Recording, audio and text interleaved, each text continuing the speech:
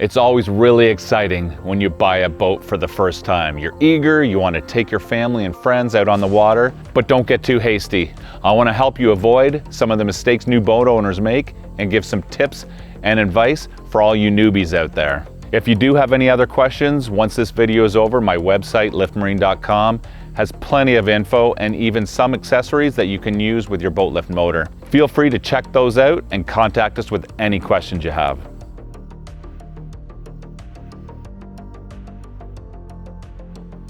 Number one, making sure your dock's not too low.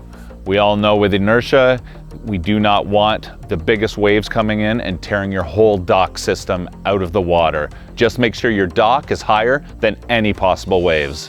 Number two, keeping the sun and UV off the boat. We know UV is a killer. Make sure you have either a canopy or you tarp your boat every night. That sun will destroy your interior. If you're sick and tired of tarping your boat or you don't have a tarp, we've got the canopy for you. Head over to liftmarine.com and we're going to help you out. Ensure you use seafoam or Starbright additives with your fuel, as most fuel suppliers, even in their premium and ultra formulas, have ethanol. Most boat owners use their boats on weekends. With ethanol sitting around in the tank and fuel systems, it's a recipe for disaster. There are only so many weekends to use your boat, and to have it held up in a shop while your fuel system is being flushed or repaired, it isn't good. A little bit of maintenance goes a long way.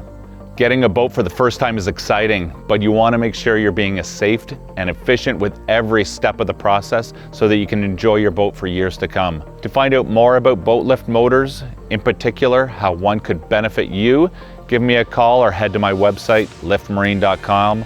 All the info is linked for you in the video description below.